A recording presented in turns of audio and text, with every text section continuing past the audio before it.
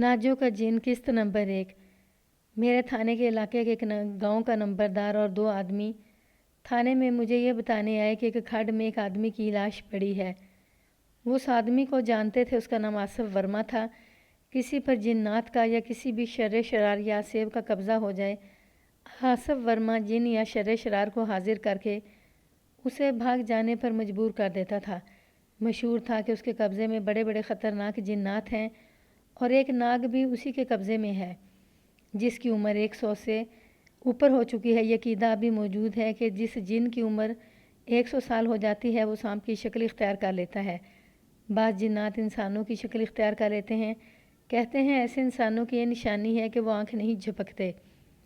आसिफ वर्मा के कत्ल की रिपोर्ट देने वालों ने कहा कि उसे यकीनन जिन्नात ने मारा है। वो कहते थे कि जिन्नात को कब्ज़े में रखने वाला हर वक्त ख़तरे में रहता है। उससे ज़रा सी बदपरहेज़ी या बेहतियाती हो जाए तो जिन्नात उसे जान से मारकर उससे कब्ज़े से आज़ाद हो जाते हैं। उस शख्स के नाम के मुतल्लिक बता दूं, वर्मा हिंदुओं का नाम होता है। उस शख्स का नाम आसिफ था और वो मुसलमान था, लेकिन वो अपने आप को आसिफ वर्मा कहलाता था, यानी वो आधा मुसलमान आधा हिंदू। मुझे बताया गया कि वो हिंदू और सिखों में भी मकबूल था, इसलिए उसने अपना नाम वर्मा रखा था कि वो हर मज़हब का आदमी है। उसकी उम्र 30 और 35 के दरमियान थी। खोजी को मौके वारदात पर पहुंचने का पैगाम देकर मैं नंबरदार वगैरह के साथ लाश देखने चला गया। वो घुटे हुए जिस्म का खूबरू आदमी था। रात गिदड़ों वगैरह ने दोनों टांगों और बाजुओं का बहुत सा गोश्त खा लिया था। चेहरा सही था। मैंने सबसे पहले लाश के करीब इर्द गिर्द ज़मीन देखी। पहले कभी आपको बताया था कि कत्ल की वारदातों में ज़मीन खामोश गवाह होती है। खुरों के अलावा भी कुछ न कुछ मिल जाता है जिससे सुराग रसानी में मदद मिलती है। मुझे ऐसी एक चीज़ मिल गई थी, टूटी हुई कांच की चूड़ियों के टुकड़े। ये बड़ा साफ इशारा था कि वारदात में औरत शामिल थी। जिस वारदात में औरत शामिल हो और धींगा मुश्ती हुई हो और औरत ने कांच की चूड़ियाँ पहन रखी हों, वहाँ चूड़ियों के टुकड़े ज़रूर मिलेंगे। अमूमन यही होता है कि औरत के साथ दस्तराजी या ज़्यादती होती है, वो मज़ाहमत करती है और 1-2 चूड़ियाँ टूट जाती हैं। औरत को काबू में लाने के लिए उसके बाल पकड़े जाते हैं, लिहाजा वहाँ 1-2 बाल नोचे हुए और बाज़ वारदातों में बालों का गुच्छा मिल जाता है। इस वारदात में औरत की मौजूदगी पाई गई थी। खोजी जल्दी पहुँच गया और उसने अपना काम शुरू कर दिया। यहाँ खुरे ढूंढना ज़्यादा मुश्किल न था, क्योंकि ये रास्ता आम नहीं था। वो जगह इस तरह थी कि गहराई में चली गई थी। इसमें से बरसाती नाला गुजरता था जिसके किनारे के साथ ज़रा ज़रा सा पानी बह रहा था। किनारे पर 5-6 गज चौड़ी खाली जगह थी। आगे मिट्टी का सीधा खड़ा टीला था जिसमें से घाटी ऊपर चढ़ती थी। ऊपर कटी फटी ज़मीन थी जिसमें से रास्ता आगे एक गांव को जाता था, लेकिन उधर से लोग गुजरते नहीं थे क्योंकि आम रास्ता दूसरी तरफ था जो कुशादा पगडंडी थी। जहाँ से घाटी ऊपर चढ़ती थी उसके साथ ही टीले में 1.5 गज चौड़ा शगाफ था। शगाफ के अंदर जाओ तो कुएं की तरह खड्ड था। ऊपर किनारों पर खुश्क झाड़ियाँ थी। ये खड्ड एक ढकी छुपी जगह थी। खुरे नंबरदार और उसके साथ 2 आदमियों ने मिटा दिए थे और उन खुरों पर गीदड़ों और ऊद बला के पंजों के निशान भी थे, लेकिन खोजी ने वहाँ से थोड़ी दूर मकतूल और एक औरत के खुरे ढूंढ लिए। औरत बरसाती नाले की तरफ से आई थी। ये जहन में रखें कि वो देहाती लोग थे। औरत ने सैंडल या शहरी फैशन के जनाना जूते नहीं पहन रखे थे। उसके पाँव में गांव के मोची की बनाई हुई जूती थी। खोजी जनाना और मर्दाना खुरा पहचान लिया करते थे। खुरों के मुताबिक ये औरत अकेली आ रही थी और बरसाती नाला पार करके उस खुड या टीले के शगाफ के करीब पहुंची। मकतूल टीले के साथ साथ आया। उसका खुरा आसानी से पहचाना गया क्योंकि जूती लाश के साथ ही जो खोजी ने अच्छी तरह देख ली थी। औरत के खुरे घाटी के ऊपर नजर आए, कुछ दूर तक मिले। आगे पगडंडी आ गई और खुरे मवेशियों ने मिटा डाले। मैंने मकतूल की लाश को उल्ट पुलट कर गौर से देखा। उसके कपड़े फटे हुए नहीं थे, गर्दन पर साफ नीले निशान थे। उसे हाथों से गला दबाकर मारा गया था। उसका कोई कपड़ा उतरा हुआ नहीं था। मेरी राय ये थी कि उसने बदी का इर्तिकाब नहीं किया था। लाश के इर्द गिर्द ज़मीन कच्ची थी। खोजी ने बताया कि धींगा मुश्ती हुई है। इससे ये पता चलता था कि औरत अपनी इज़्ज़त बचाने के लिए मज़ाहमत की है। ये तो कुदरती अमर था कि उस खड्ड में अगर औरत थी तो उसे बुरे मकसद के लिए लाया गया या रोका गया होगा। ये तो वाज़ह हो गया था कि कत्ल का बाइस औरत है। सवाल यह था कि औरत के साथ कौन था या कौन आ गया था जिसने मकतूल को कत्ल किया और औरत को बचा कर ले गया। ये सवाल भी पैदा हुआ कि उसने औरत को बचाया होगा या उसे ज़बरदस्ती अपने साथ ले गया होगा। लाश पोस्टमार्टम के लिए بھجوانے کا انتظام کیا گیا۔ مقتول کا گاؤں وہاں سے تقریباً 1 میل دور تھا۔ اس کے گھر والوں کو پتہ بھی نہیں چلا تھا کہ وہ قتل ہو گیا ہے۔ نمبردار نے، جو سکھ تھا، اس کے ساتھ کے دونوں آدمیوں نے، جن میں سے ایک ہندو اور ایک مسلمان تھا، مجھے کہا کہ آپ پولیس کے افسر ہیں، ہم سے زیادہ بہتر سمجھتے ہیں، لیکن ہم آپ کو یہی مشورہ دیں گے کہ اس واردات پر مٹی ڈالیں، جنوں کی کارستانی ہے۔ مسلمانوں نے مجھے چند سال پرانے قتل کی ایک کہانی سنا دی اور آخر میں کہا کہ تھانے دار کو بہت پریشانی اٹھانی پڑی۔ آخر انگریز پولیس کپتان نے آ کر حکم دیا کہ تفتیش روک دو، یہ قتل جنات نے کیا ہے اور ہم جنات کو نہیں پکڑ سکتے۔ میں نے اس کہانی کی تردید نہ کی۔ یہ لوگ سنی سنائی اور من گھڑت قصوں کو سچ مانا کرتے تھے۔ مجھے معلوم تھا کہ کوئی تھانے دار تفتیش سے جان چھڑانے کے لیے مشہور کر دے کہ یہ جنوں کی واردات ہے۔ انگریز افسر ایسی بے بنیاد بات سوچا بھی نہیں کرتے تھے۔ قتل اور ڈاکے کی وارداتوں کی تفتیش میں ذرا ذاتی دلچسپی لیا کرتے تھے۔ میں لاش پوسٹ مارٹم کے لیے بھجوا کر مقتول کے گاؤں چلا گیا۔ مقتول کی بیوی سے ملا۔ اس کی اولاد صرف 2 بچیاں تھیں، عمریں 12 اور 14 سال ہوں گی۔ بیوی کو جب بتایا کہ اس کا خاوند قتل ہو گیا ہے تو اس پر جیسے سکتہ طاری ہو گیا ہو۔ اسے حقیقت کو قبول کرنے میں کچھ دیر لگی۔ میں نے اسے پوچھا کہ اس کے خاوند کا دشمن کون ہو سکتا ہے۔ اس نے کسی پر بھی شک نہ کیا۔ اس سے میں نے بہت کچھ پوچھا۔ یہی پتہ چلا کہ مقتول کے پاس زیادہ تر عورتیں آیا کرتی تھیں۔ جنات کا قبضہ زیادہ تر عورتوں پر ہوا کرتا تھا۔ مقتول جن نکالنے کے علاوہ مرادیں پوری کرنے کے تعویذ اور نقش دیا کرتا تھا۔ بیوی کے ساتھ اس کی اتنی بے تکلفی نہیں تھی کہ وہ اس کے پاس آنے والی عورتوں کی باتیں اسے سناتا۔ بیوی کو اس نے غلام بنا کے رکھا ہوا تھا۔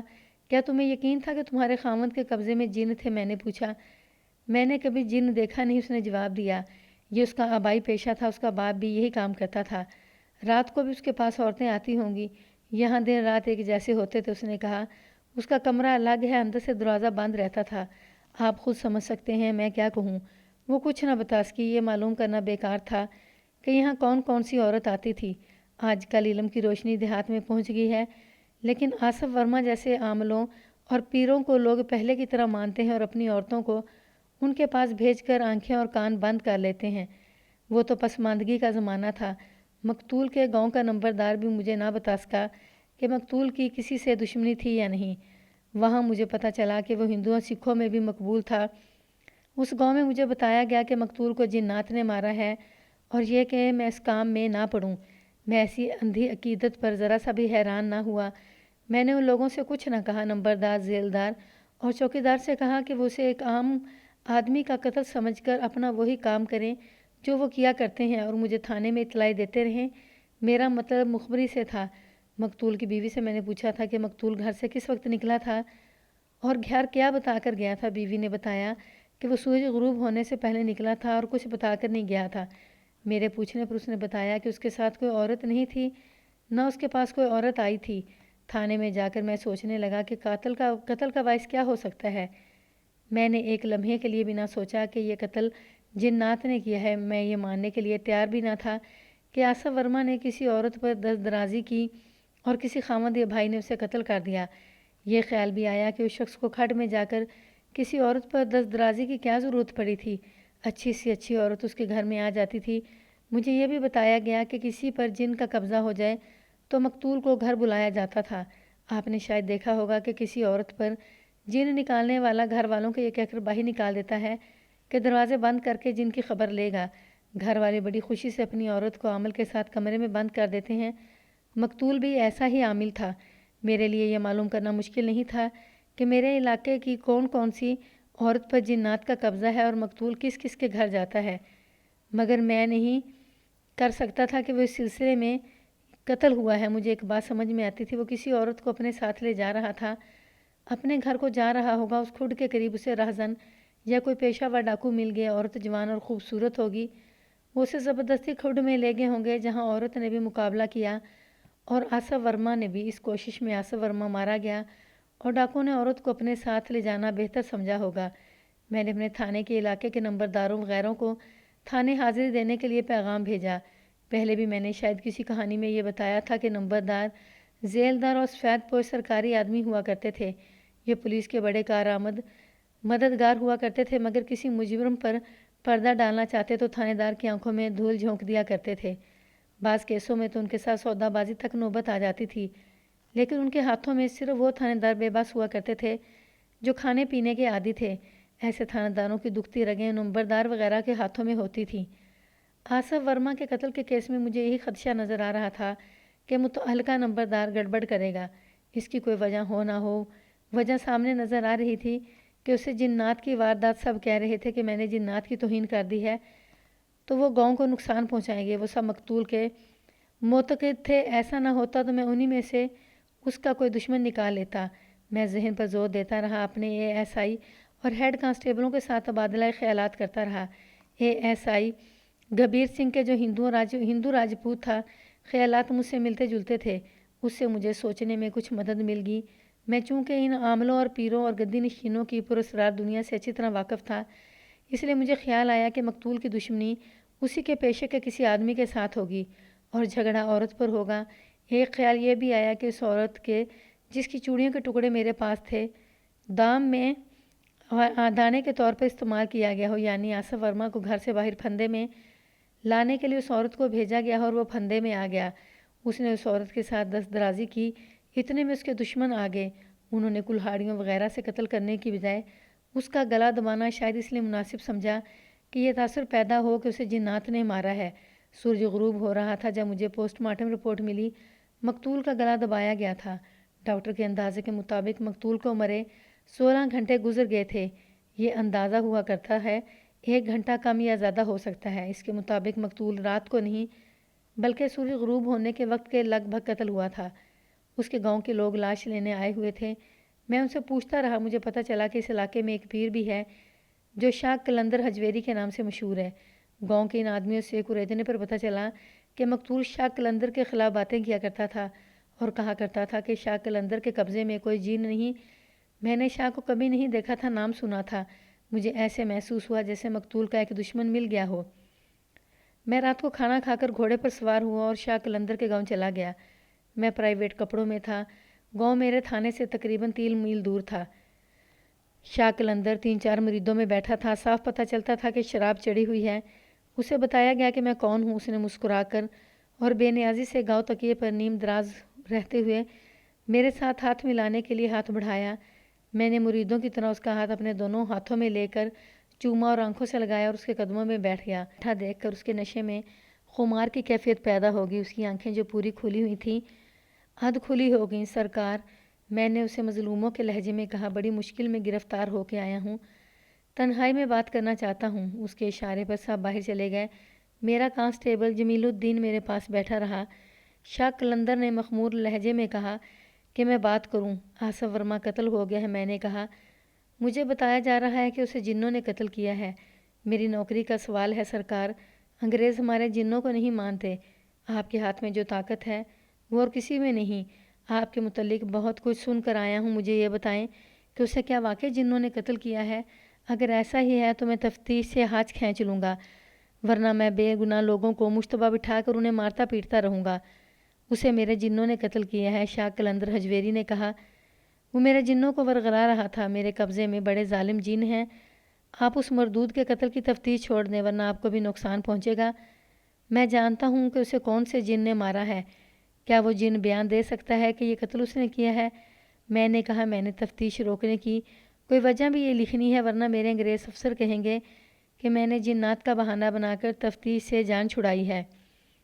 میں نے اس کے گھنٹنوں پر ہاتھ رکھ کر التجا کی، مجھ پر رحم کریں سرکار، اس جن کو حاضر کر کے بیان دلا دیں ورنہ میں رگڑا جاؤں گا، مجھے نوکری سے جواب مل جائے گا۔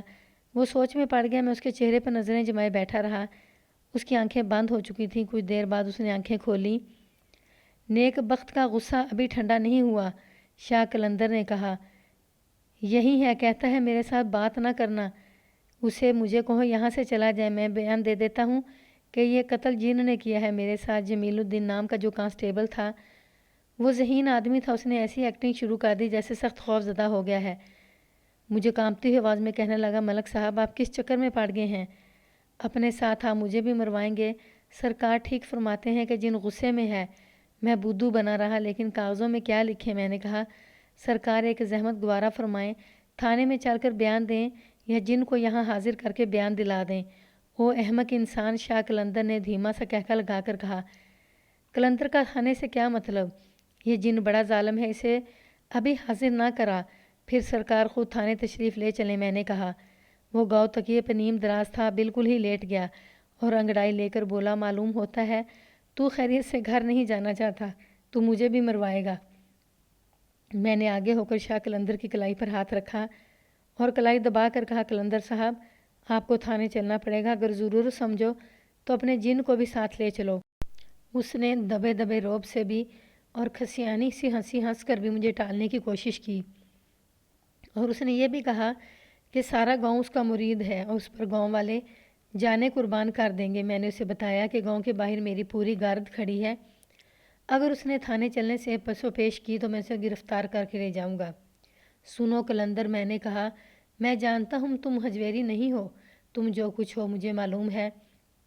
میں تھانے چلا گیا تو گاؤں میں میری بےزتی ہوگی۔ اس نے آنکھیں پوری طرح کھول کر اور قلندری کے چبوترے سے نیچے اتر کر ایک عام قسم کے مشتبہ آدمی کی طرح کہا، میرا بیان یہیں لے لیں، آپ کی بہت خدمت کروں گا، جو حکم کریں گے پیش کروں گا، ساری رات عیش کراؤں گا، جیسی عیش چاہو گے ویسی ہی مہیا کروں گا۔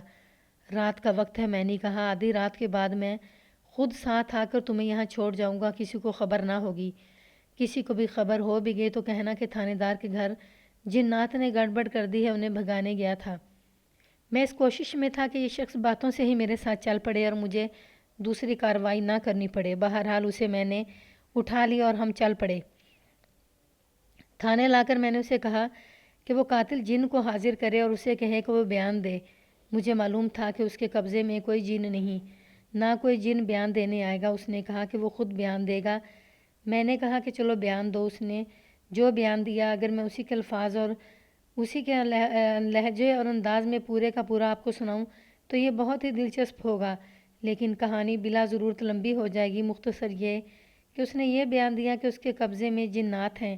آصف ورما اس کے جنات کو پریشان کرتا تھا۔ آصف کے قبضے میں جو جنات تھے وہ نوری نہیں، ناری تھے، وہ صرف شیطانی کام کرتے تھے۔ ان سے مقتول نے ان نوری جنات کو پریشان کرایا جو شاہ قلندر کے قبضے میں تھے۔ انہیں مقتول کے شیطان جنات نے پھوٹ ڈال دی۔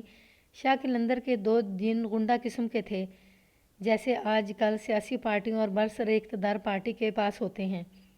ان دونوں نے آصف ورما کو قتل کر دیا اور شاہ قلندر کو جا کر بتایا کہ مقتول کی لاش فلاں کھڈ میں پڑی ہے۔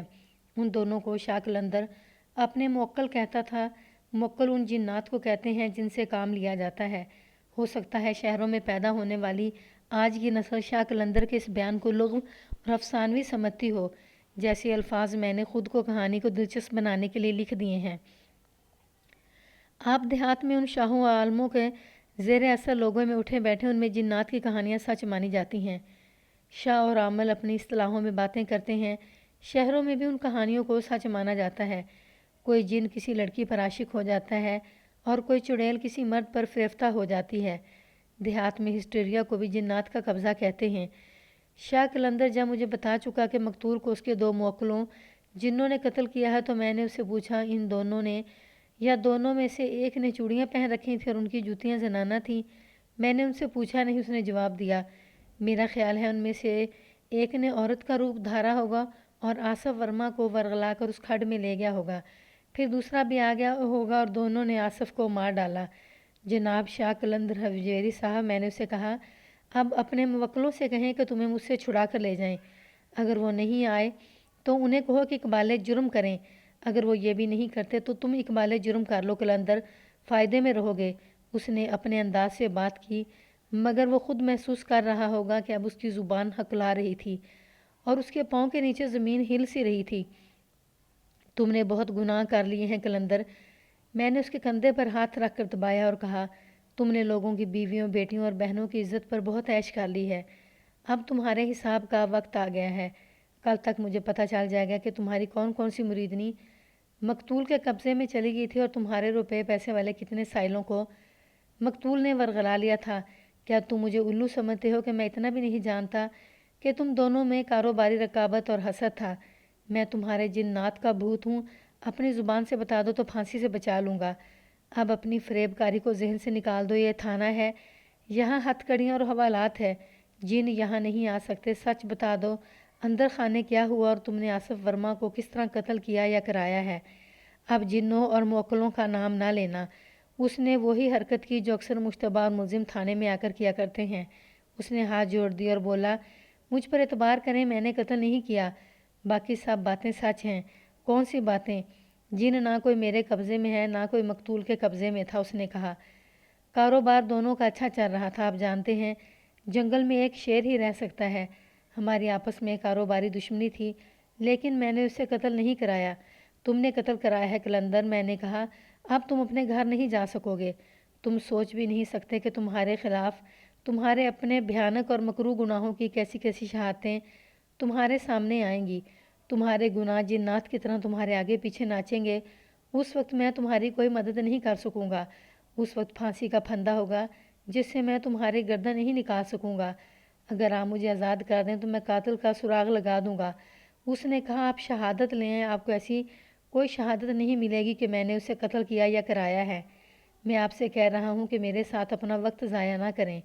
उसने जब अपने अंदाज़ और अपनी ज़ुबान से कलंदरी और शाहपन का बहरूप उतारा तो मैंने नोट किया कि वो ज़हीन और अक्लमंद आदमी है और उसकी बातों में ऐसा तासुर है जिसे नज़रअंदाज नहीं किया जा सकता।